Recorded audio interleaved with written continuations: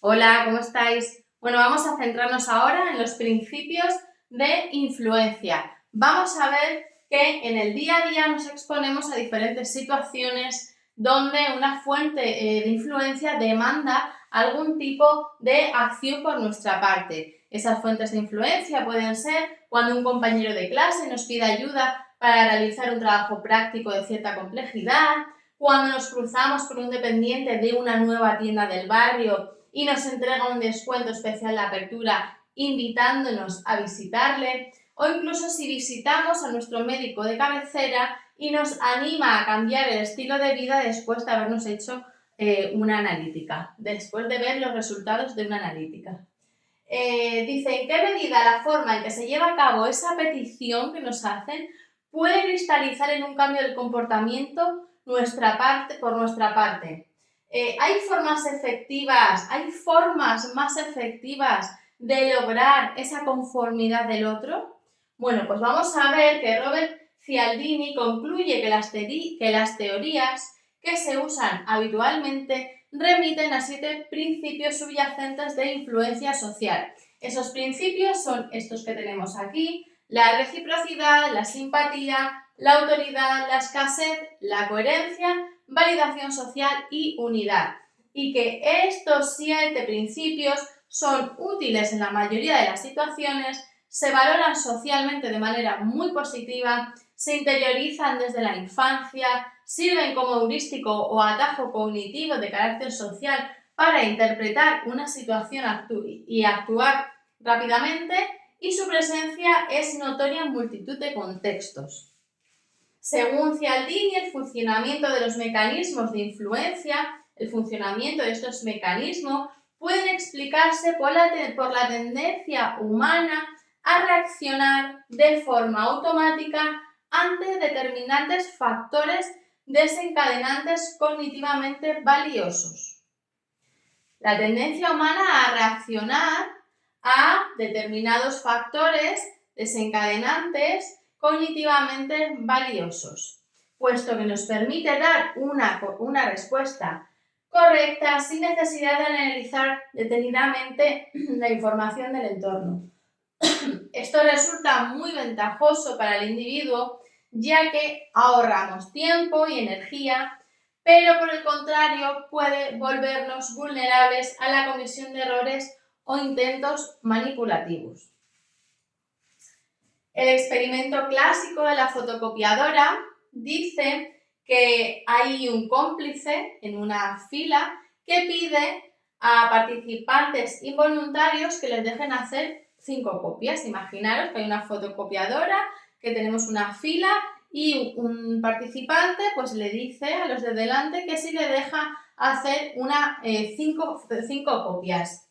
Dice, en la primera fase le pregunta: perdona, ¿puedo usar la fotocopiadora? Sin más. En la segunda le dice: perdona, ¿puedo usar la fotocopiadora porque tengo prisa? Y en la tercera fase dice: perdona, ¿puedo usar la fotocopiadora porque tengo que hacer copias? Solamente el 60% aceptó en la primera fase de la pregunta era: perdona, ¿puedo hacer una copia? ¿O puedo usar la fotocopiadora? En la pregunta, perdona, ¿puedo usar la fotocopiadora? Solamente el 60% aceptaron que pasase y las hiciese. Sin embargo, en las otras dos, donde se introduce la palabra porque, un 94% de personas le van a dejar pasar.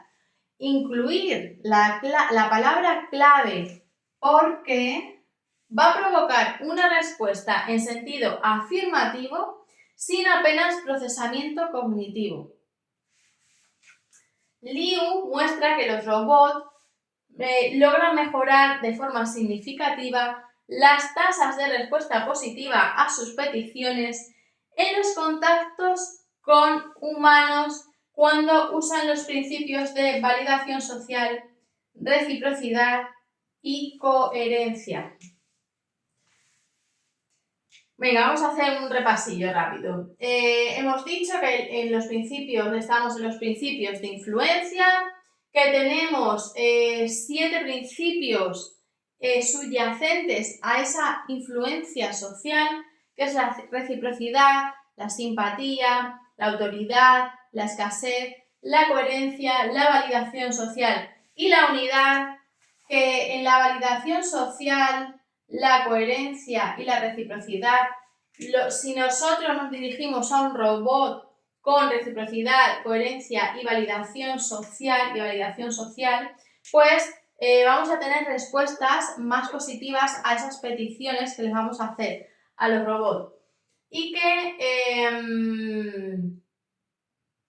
que bueno, pues que según Cialdini el funcionamiento de esos mecanismos de influencia pueden explicarse porque el humano tiende a reaccionar de una forma automática ante determinados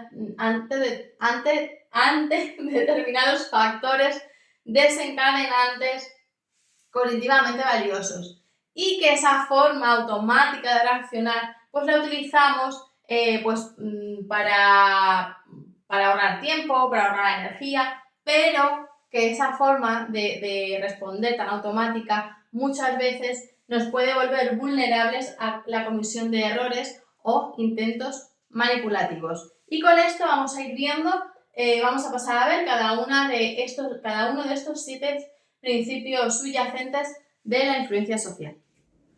Bueno, vamos a ver los principios de reciprocidad. El principio de reciprocidad es cuando debemos de tratar de responder a lo que otra persona nos proporcione. Ese dicho de hoy por ti, mañana por mí. El que una persona nos haga un favor y no se lo devolvamos está mal visto en la sociedad. Vamos a ver 2 estrategias de esta reciprocidad: el no es todo y el portazo en la cara. El no es todo consiste en ofrecer un producto a un cliente a un precio concreto y tras darle un breve momento para reflexionar, pero antes de que responda en una dirección u otra, antes de que ese cliente se decante por una cosa u otra, el agente de influencia lo vuelve más atractivo. Vamos a volver ese producto más atractivo, realizando un descuento sobre el precio inicial o añadiendo un extra de regalo. Este último gesto, ese extra de regalo, se puede interpretar como que el vendedor está haciendo un favor, lo que añade cierta presión al comprador de devolverlo cerrando la compra. Siento que me estás haciendo un favor, haciéndome ese regalo, y siento que debo devolverte ese favor comprándote el producto. Jerry Burger llevó a cabo un trabajo seminal del Esto no es todo. En un puesto, había un puesto de venta de cupcakes al aire libre, donde el precio de venta del producto no estaba a la vista. Al preguntar a los compradores por el coste de la caja, un vendedor les informaba del precio. ¿Cuánto cuesta la caja de cupcakes? 75 centavos. Y tras dejar pasar 2 o 3 segundos, el dependiente les mostraba una bolsa con 2 galletas de un tamaño mediano, pero que ocultaba las galletas. O sea, se veía que había una bolsa, que había 2 galletas, pero no se veían las galletas, informando que ese precio incluía de regalo esas 2 galletas. Un 43% compró el producto solamente cuando se le dijo el precio, pero un 73% compró el producto cuando se le dijo que, aparte del precio, se le dijo que iba a tener el obsequio, el regalo de las galletas. Lee confirma que eso no es todo, es un método muy eficaz. Otro factor que va a maximizar las tasas de aceptación en el caso de los descuentos es que el vendedor añada una explicación o justificación de esa bajada de precio. Por ejemplo, cuando preguntamos por el precio de un colchón en una tienda y un comercial, al darnos la cifra, nos va a indicar que existe un descuento del 20%. En vez de darnos un obsequio, un regalo, lo que nos hace es un descuento. Y nos dice que ese descuento es por la finalización de la campaña de invierno o porque se deja de fabricar el producto, aunque es de calidad superior y uno de los mejores de la marca, una de las mejores marcas que tenemos en la tienda. Entonces, eso no es todo. ¿Qué va a ser lo repetimos, hacemos un repaso. El eso no es todo es que, aparte de decirnos el precio, nos va a decir el precio del producto, nos va a dejar 2 o 3 segundos, lo justo antes de que yo me decante si lo compro o no lo compro. Por eso son 2 o 3 segundos máximo. Y en ese momento de haber pasado esos 2 o 3 segundos, nos van a ofrecer o un descuento o un regalo. Yo, al sentirme como que me están haciendo un favor, haciéndome ese descuento o ese regalo, pues sí me siento con la obligación de responder, de ser recíproco y devolverle ese favor. Portazo en la cara. Las personas aceptarán más fácilmente una solicitud que suponga un esfuerzo relativamente pequeño una vez que hayan rechazado un requerimiento mayor. Cialdini preguntó a unos estudiantes universitarios, quedad con este ejemplo, Cialdini preguntó a unos estudiantes universitarios que andaban por el campus entre clase y clase si estarían dispuestos a acompañar a unos voluntarios durante 2 horas a una visita al zoo a un grupo de chavales que habían cometido algún delito. O sea, Cialdini le preguntó a un grupo de chavales que iba por la universidad paseando entre clase y clase: oye, ¿vosotros estaríais de acuerdo en acompañar a unos chavales durante 2 horas al zoo? Son unos chavales que se están rehabilitando, que son de un centro y tal, que han cometido delitos. Solamente el 17% aceptó, porque se presentó la solicitud en solitario. Sin embargo, en un segundo grupo, primero van a recibir la petición extrema: trabajar como tutores voluntarios en el Centro de Tratamiento de Delincuencia Juvenil 2 días a la semana, durante 2 años. Y una vez que se niegan a eso, se les informa la posibilidad de colaborar en las últimas visitas al zoo durante 2 horas. De esta forma, un 50% de los estudiantes aceptó. Volvemos a leer: las personas van a aceptar más fácilmente una solicitud que supone un esfuerzo relativamente pequeño, sin pasarnos tampoco ni que sea algo disparado. Un esfuerzo relativamente pequeño una vez que han rechazado un requerimiento mayor. Si yo te pongo un requerimiento mayor al principio y después te pongo uno menor, pues seguramente lo aceptes antes que si yo te pongo uno menor y luego te pongo uno mayor. Algunos elementos revelantes para asegurar el buen funcionamiento de esta técnica es que las personas que realizan la segunda petición debe ser la misma que realizó la primera. Tiene que ser la misma persona la que te haga la primera petición y la segunda, o la segunda y la primera. El intervalo entre la primera petición y la segunda debe ser muy breve, formulándose una detrás de otra, prácticamente sin dejar tiempo.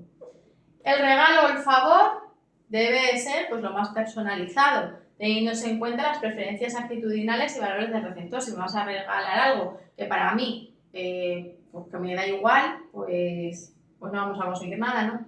La primera petición debe ser costosa, pero no tanto para que pueda percibirse como disparada o descabellada.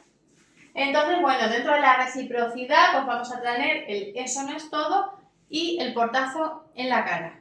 Vamos a ver la simpatía. Vamos a por ello. Bueno, hemos visto la reciprocidad, vamos a ver la simpatía.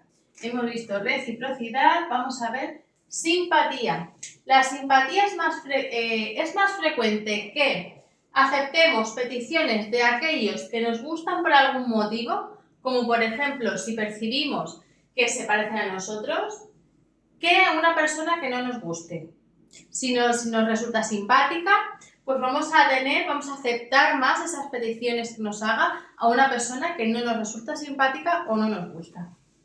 En el marco de la relación, por ejemplo, médico-paciente, se ha evidenciado que los enfermos reciben más explicaciones sobre su diagnóstico y más apoyo emocional si son similares en términos de clase social al profesional que les atiende. Una de las estrategias básicas de crecimiento de las redes sociales es enlazar amigos. y conocidos con actitudes y valores afines a estos y con respectivas marcas. Lo vemos diariamente. Solicitud de amistad, sugerencia, ¿no? Sugerencia de amistad de fulanita, de fulanito. Pues todo eso lo hacen las redes sociales porque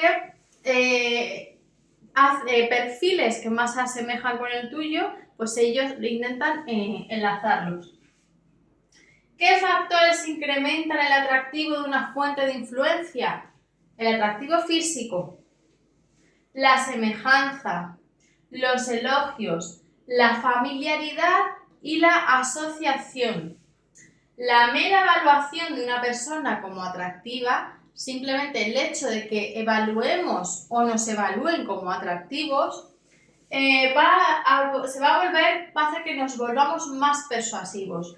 Va a hacer la mera evaluación de una persona como atractiva a nuestros ojos puede volverla más persuasiva, puede volver a esa persona más persuasiva, más influenciante.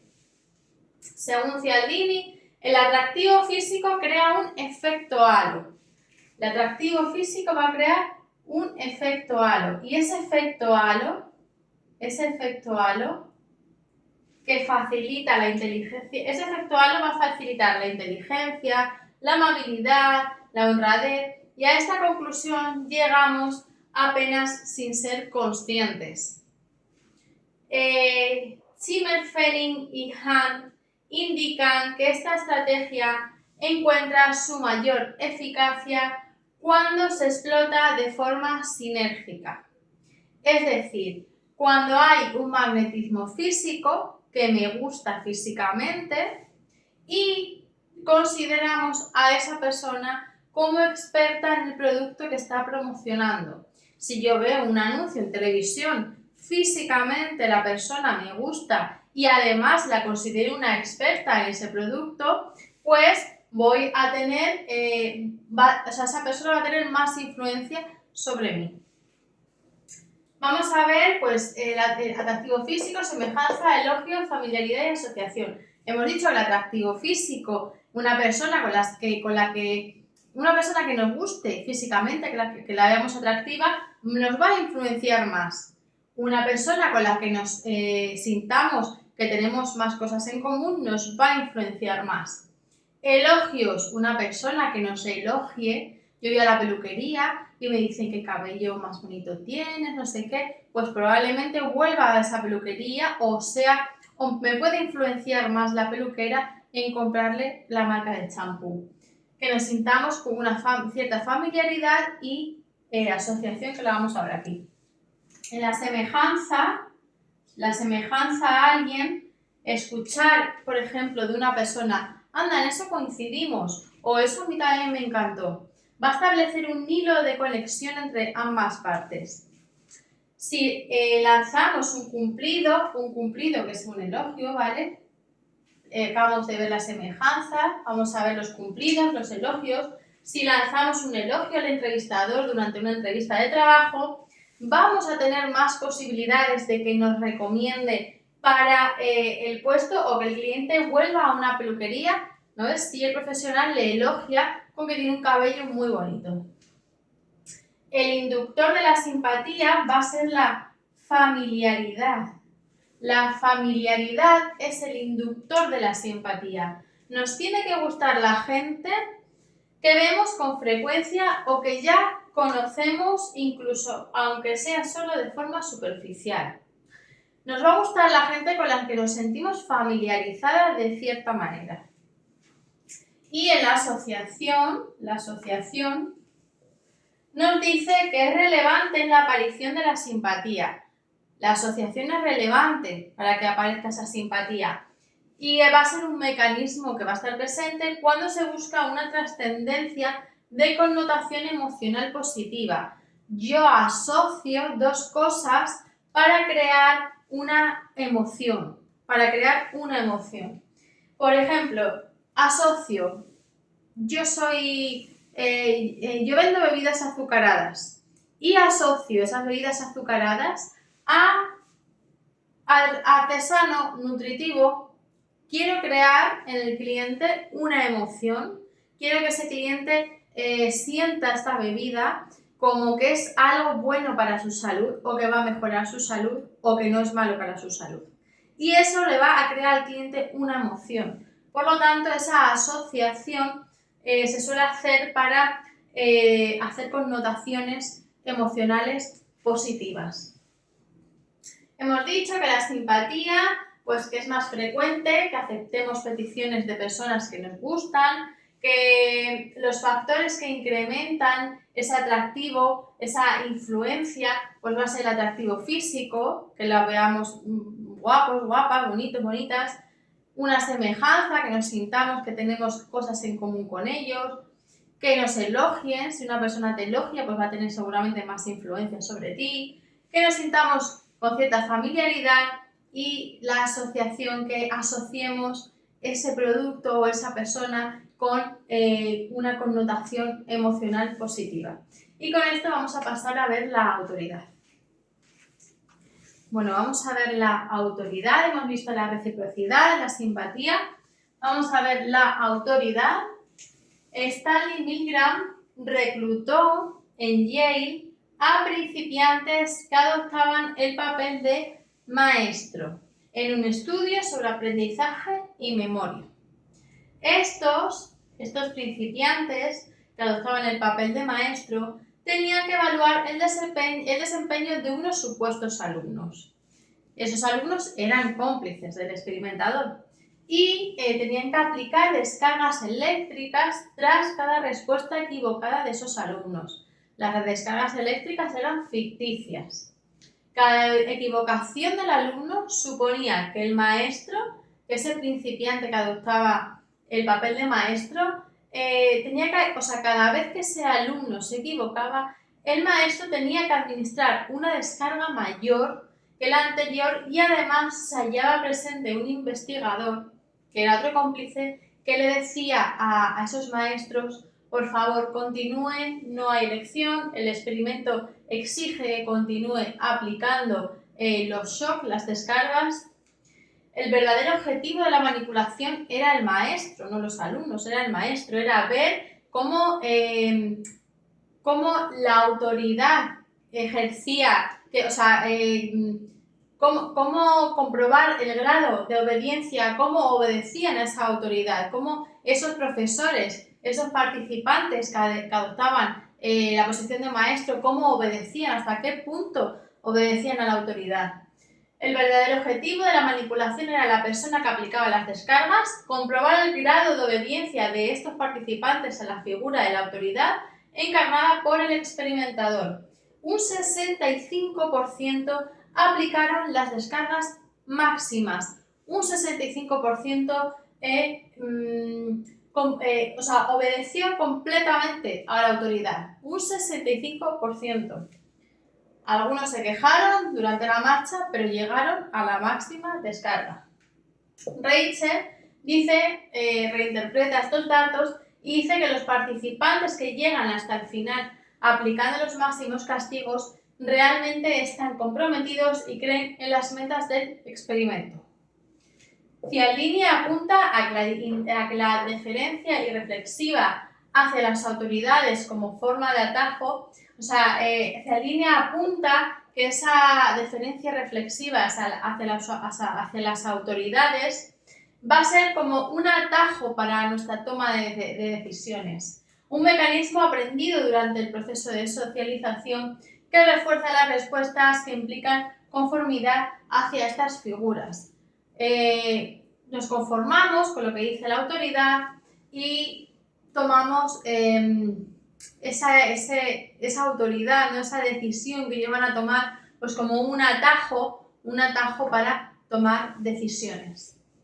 Y bueno, esto es facilito, quedaros pues que Stanley Milgram reclutó a ciertos principiantes que adoptaron el papel de maestro y bueno, que se administraban descargas a los alumnos. Cada vez que un alumno fallaba, la descarga era más grande y un 65% llegó a la descarga máxima, que Rachel nos dice que realmente las personas que llegan hasta el final realmente están comprometidos y van a creer en las metas del experimento, y que Cialdini apunta hacia que esa obediencia a la autoridad pues es una forma de atajo para esa toma de decisiones y poco más. Nos vamos a la escasez. Bueno, hemos visto reciprocidad, hemos visto simpatía, hemos visto autoridad y vamos a centrarnos en la escasez. La escasez. Las personas preferimos los objetos escasos a los abundantes. Atribuimos más valor a las oportunidades que son menos accesibles para nosotros. En las campañas de marketing se maneja la escasez de dos formas diferentes. Una es manipulando la cantidad del producto y otra es manipulando el tiempo que tenemos para hacernos con él. Por ejemplo, en la cantidad podemos decir tenemos que hemos fabricado, es una fabricación de serie limitada. Y la manipulación del tiempo, pues decir que es una venta exclusiva para verano, es una oferta de verano, por ejemplo. La percepción de escasez puede ser consecuencia de una gran demanda por parte de los consumidores, como cuando las entradas para un concierto pues se venden en 2 horas. Tenemos miedo, ¿no?, a que se vaya a acabar porque hay una gran demanda, viene esta que le gusta mucho a nuestros hijos o esta famosa que nos gusta mucho que viene a cantar, o este famoso, ¿y qué pasa? Que todo el mundo quiere venir a verlo porque solamente viene de vez en cuando a España. Pues a tope con esas entradas. Y a las 2 horas de colgarse a lo mejor en internet, pues están agotadas. ¿Por qué? Porque tenemos ese miedo, ¿no?, de quedarnos sin ellas. La percepción de escasez, pensamos que nos vamos a quedar sin ellas. La escasez también puede ser impuesta por parte del que vende el objeto. Por ejemplo, claro, puede haber una escasez real porque, por ejemplo, en el caso del concierto, que hay, imaginaros, 50.000 entradas, pero se agotan porque hay mucha demanda. Ahí no se manipula nada, pero si yo quiero imponer esa escasez, lo que hago es que fabrico una serie limitada o anuncio una venta exclusiva. Ahí estoy yo provocando esa escasez. ¿Qué mecanismos convierten la percepción de escasez en un elemento motivador para la complacencia? La reactancia y deseo de sentirse único. ¿Qué mecanismos van a convertir a esa percepción de escasez en un elemento para complacernos? La reactancia es la disponibilidad limitada de un producto que puede asociarse con sentimientos de pérdida y según la teoría de la reactancia, vamos a responder con resistencia y rechazo ante situaciones donde percibimos que nuestra libertad se reduce. La escasez se correspondería con un mayor deseo de poseer aquello que se nos niega o se nos restringe.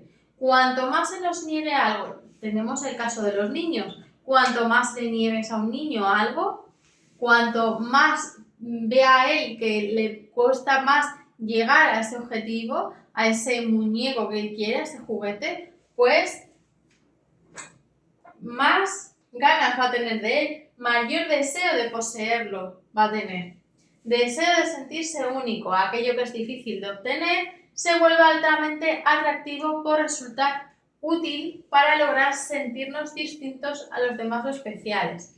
Al final, esa complacencia la vamos a sentir ya sea porque vemos que nos cuesta llegar a eso que queremos, que hay una escasez, que se nos niega o se nos restringe ir hacia ello, entonces vamos a tener más deseo, mayor deseo de poseerlo.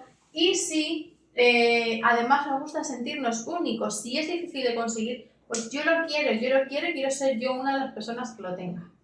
Bueno, pues hasta aquí la escasez.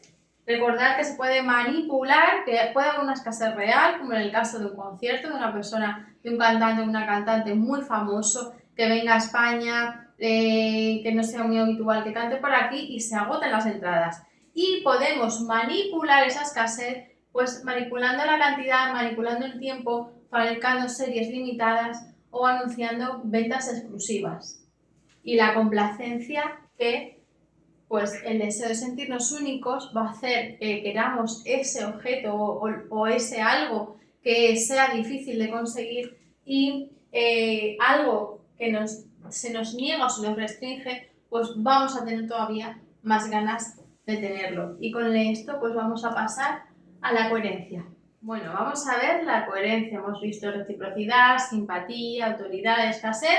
Pues vamos a ver la coherencia. La coherencia se vincula con la capacidad de autocontrol, disciplina, honradez y racionalidad.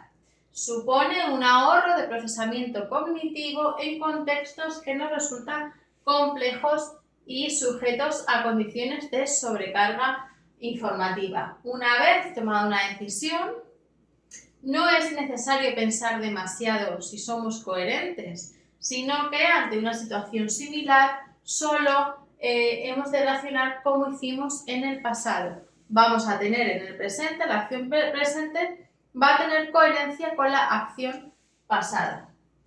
Tenemos tres tácticas que buscan que la persona blanco de influencia asuma un compromiso inicial. Tenemos la táctica del pie en la puerta, la táctica de la bola baja y la táctica de incluso un penique es suficiente. Voy a hacer aquí un dibujito para que así a lo mejor visualmente bola baja. Bueno, vamos a dibujar una mesa, por ejemplo, con una bola debajo. Y el pie en la puerta. Vamos a dibujar una puerta que se está abriendo. Bueno, soy muy mala dibujante. Pero bueno, vamos a ver cómo podemos dibujar esto. Entonces así.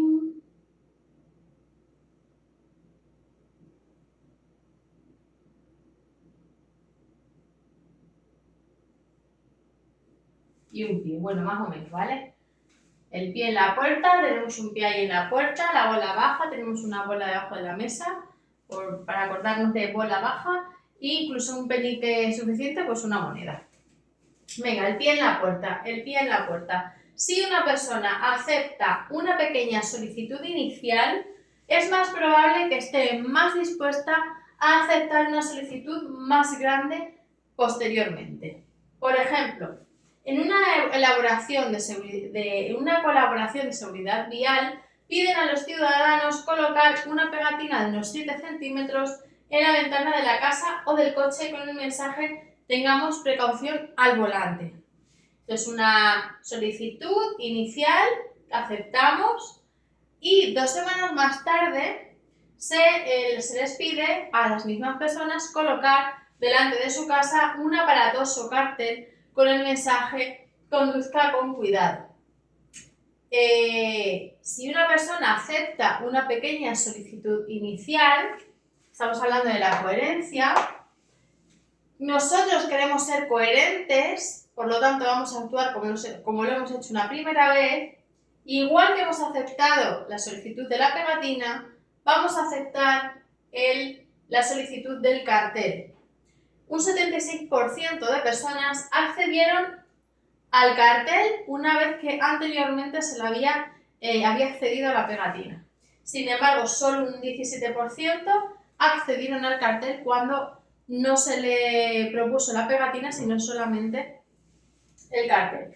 Una vez que la persona accede a una primera petición de estas características, puede convertirse a sus propios ojos en el tipo de persona que hace estas cosas, que accede a peticiones de extraños, que se pone en marcha para defender las cosas en las que cree y que coopera con buenas causas.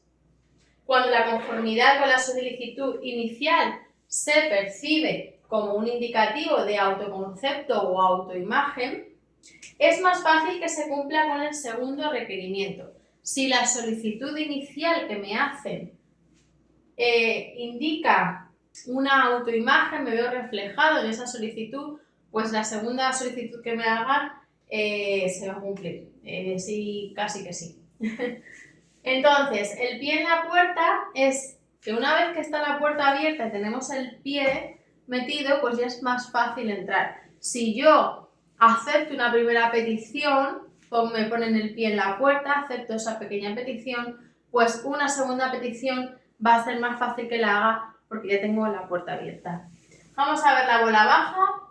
La bola baja es una técnica en la cual aceptamos un compromiso inicial porque nos resulta pues, fácil, accesible, ventajoso, pero posteriormente cambia las condiciones por algo que nos resulta menos deseable. En el pie de la puerta lo que nos dice es que una vez que aceptamos una primera solicitud, vamos a aceptar una segunda.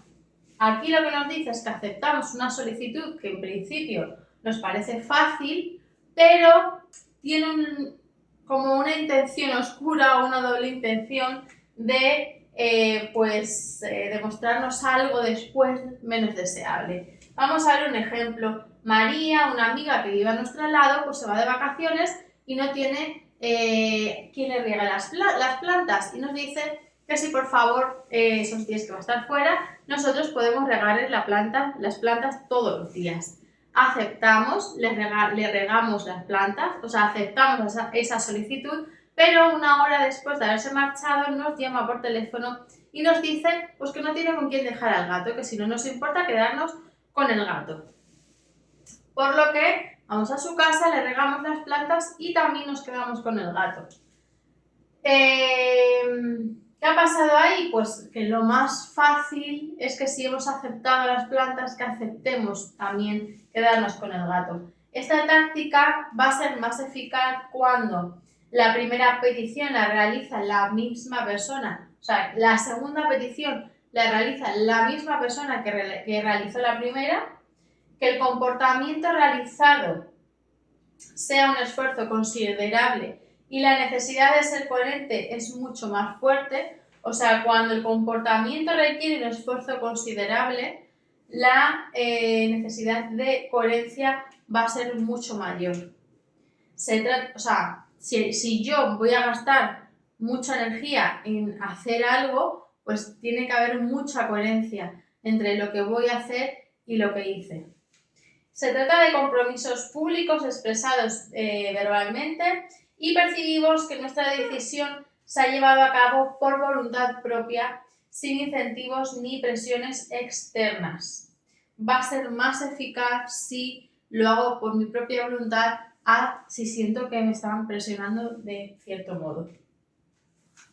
El uso poco técnico de esta táctica de la bola baja es muy frecuente en el terreno de las ventas. Mediante esta técnica se puede lograr el compromiso de la gente para llevar a cabo un comportamiento facilitado con datos le dan a la gente datos inexactos, que no son del todo ciertos, que están incompletos, a sabiendas de que cuando sea revelada la información completa o correcta, el cliente finalmente va a cerrar esa compra. Por ejemplo, yo veo en el supermercado tal, a través de un anuncio de televisión, una bicicleta que es la que yo quiero, la que llevo buscando un montón de tiempo. Me voy a no sé cuántos kilómetros hasta ese supermercado y cuando llego, pues la bicicleta resulta que no está ya en oferta o que viene con una batería nueva de mayor coste. Después de haberme desplazado tantos kilómetros a por esa bicicleta que yo quería, que la tengo entre ceja y ceja, ¿qué va a pasar? Que me la voy a llevar. Y ellos han utilizado la táctica de la bola baja. Ellos, una vez que yo he aceptado desplazarme hasta allí, voy a comprarla. Una segunda petición es de compra, aunque tenga esa doble parte ya negativa de que ya no me entra en oferta o que me va a resultar más cara, pero una vez que he aceptado desplazarme hasta allí para comprarla, pues lo más seguro es que acepte también comprármela. Nos desplazamos muchos kilómetros para comprar un modelo de bicicleta, pero cuando llegamos ya no tiene el descuento o viene con una batería más cara. Es difícil que nos echemos para atrás. De hecho, justificaremos el pagar más con es que es la que quería, es que me gusta, es que tenía idea de comprarla hoy, pues al final vamos a justificarnos para no sentirnos tan mal. Incluso un penique es suficiente. Venga, la técnica de incluso un penique es suficiente, es muy utilizada en organizaciones no lucrativas con el objeto de incrementar sus donaciones. Consiste en utilizar una pequeña contribución económica casi insignificante, con un penique es suficiente, casi insignificante, pero que sería suficiente para el logro de un objetivo mayor, por ejemplo, pues reducir el hambre o la pobreza. Dos variables que van a influir en esta donación son que las personas que aportan cantidades económicas parecen impulsadas fundamentalmente por el deseo de evitar sentirse mal consigo mismas, anticipando emociones negativas como la culpa o la vergüenza. Me siento culpable o avergonzado por no contribuir a esa donación, anticipo esa culpa, la siento antes de sentirla, ¿vale? Entonces, pues aporto esa cantidad económica. Y el grado en que percibimos una verdadera necesidad por parte de quienes nos solicitan la ayuda, un aspecto que va a incrementar la tasa de donación con la táctica. Nos negaremos a ayudar, en este caso, negarnos a ayudar en un caso de estos, de donaciones para reducir el hambre o la pobreza, pues nos sentiríamos como estar violando esa norma moral personal de brindar asistencia a personas necesitadas. Y con esto pues hemos visto la coherencia y vamos a nuestra validación social. Bueno, visto ya varias anteriores, la reciprocidad, simpatía, autoridad, escasez y coherencia, vamos a pasar a ver la validación social. Validación social. Cialdini dice que la validación social va a alcanzar su máxima influencia en situaciones de incertidumbres o ambiguas, donde nos fijamos en las acciones de los demás. Cuando yo tengo una incertidumbre ante una situación, ¿qué voy a hacer? Me voy a fijar en qué hacen los demás. Por lo tanto, vamos a buscar una validación social. Al observar que muchos están realizando un comportamiento dado, si vemos que todo el mundo o la mayoría realiza ese comportamiento, pues será más fácil que lo validemos. Y si la fuente de la influencia con la que nos comparamos es percibida como semejante a nosotros en términos de valores, actitudes o rasgos personales. Si la fuente de donde viene esa influencia es muy parecida a mí, tenemos muchas semejanzas, tanto a nivel de valores, actitudes o rasgos personales, pues va a tener más influencia y va a haber una mayor validación social. Existen dos tipos de normas sociales, tenemos la norma descriptiva y la norma prescriptiva. La descriptiva se relaciona con lo que hace o dicen la mayoría, cómo se actúa o cómo es normal actuar. La descriptiva es lo que hace la mayoría, cómo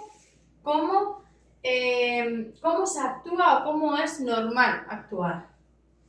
Por ejemplo, cuando decidimos leer un libro en función de la lista de los más vendidos, o cuando nos metemos en el canal de YouTube y vamos a visualizar los vídeos con mayor número de visualizaciones, ¿no? Pues donde va la mayoría, pues eso es la norma descriptiva.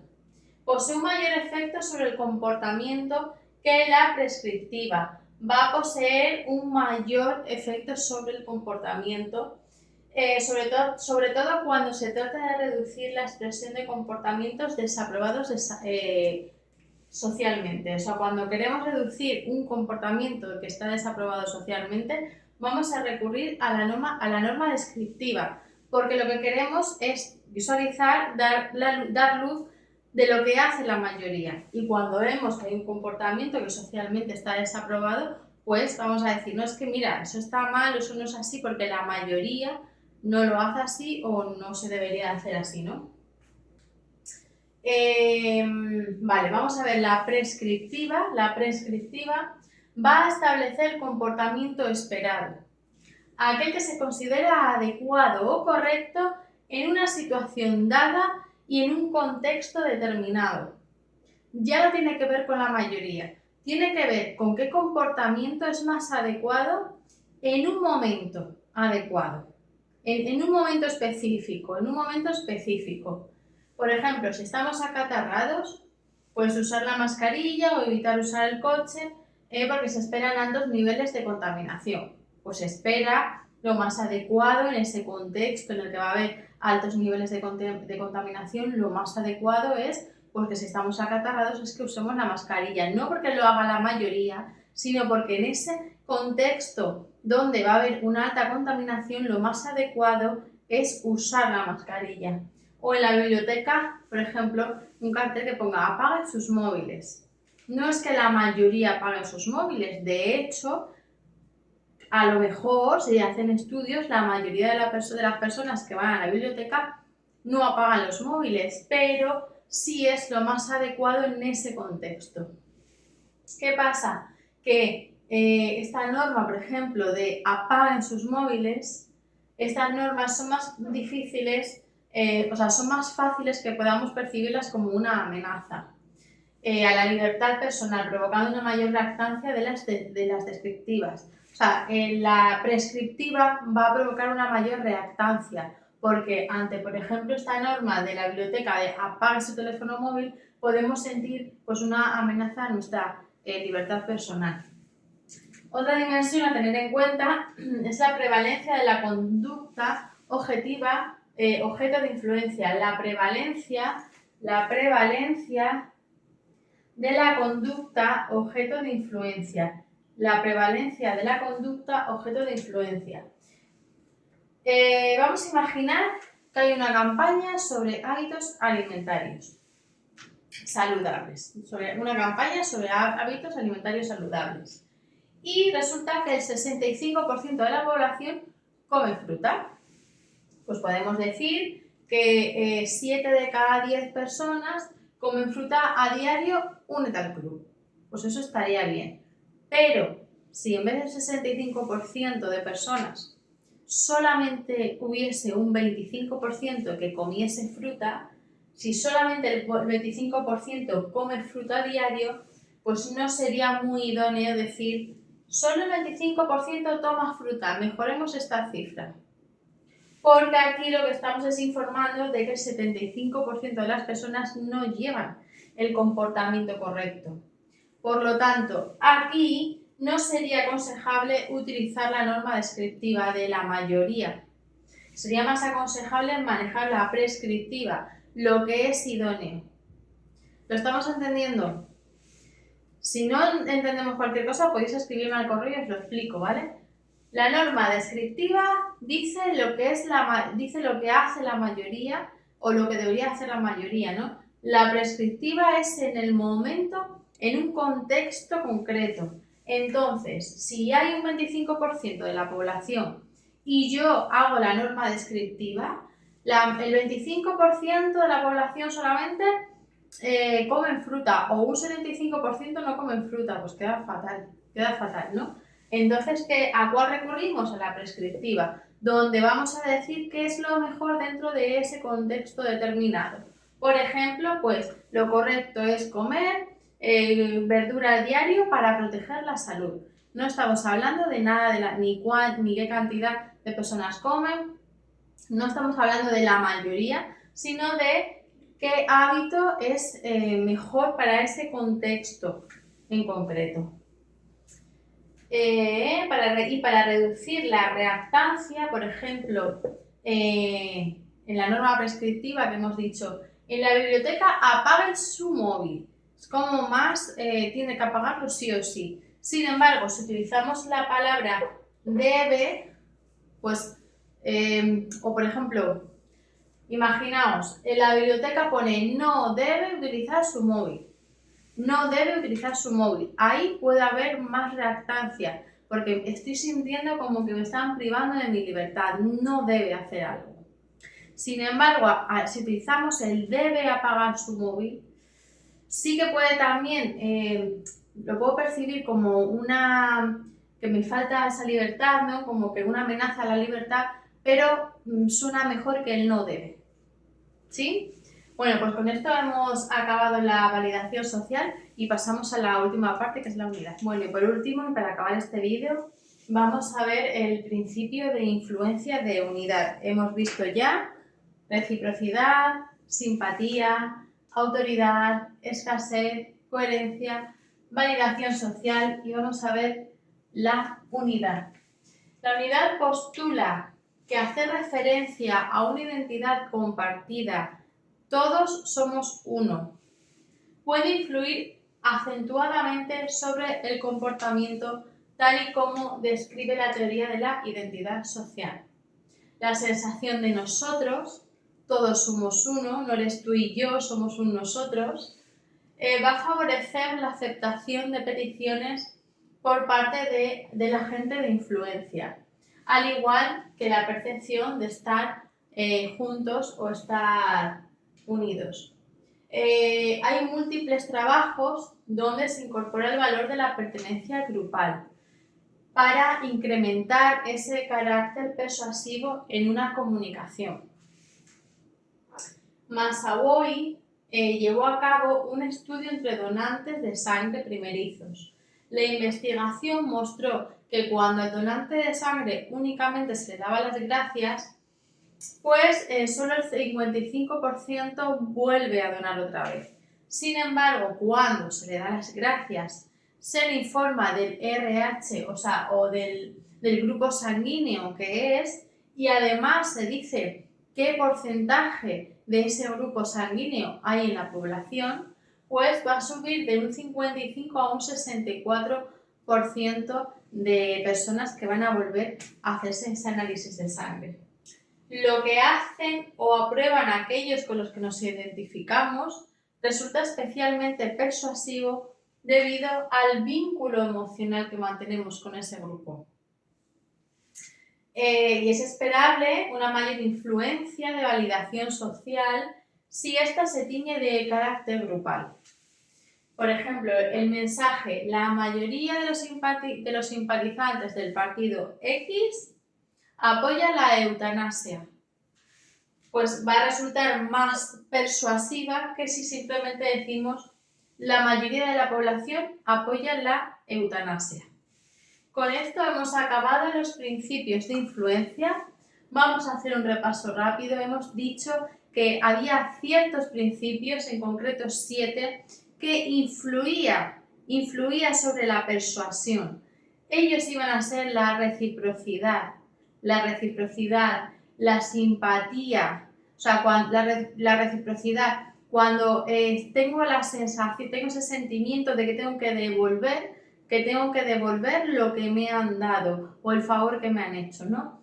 Esa simpatía cuando alguien nos cae bien, cuando la vemos agradable, también probablemente tengamos un carácter, pues que seamos más fáciles de persuadir. Autoridad, cuando tenemos a una autoridad que nos manda, pues somos más fáciles de ser persuasivos. Una escasez, cuando hay una escasez en el producto, va a ser más fácil que estemos influenciados y que lo compremos. Cuando hay una coherencia, cuando yo tengo una coherencia entre lo que yo pensaba y lo que yo, entre lo que yo hice y lo que tengo que hacer ahora, ¿vale?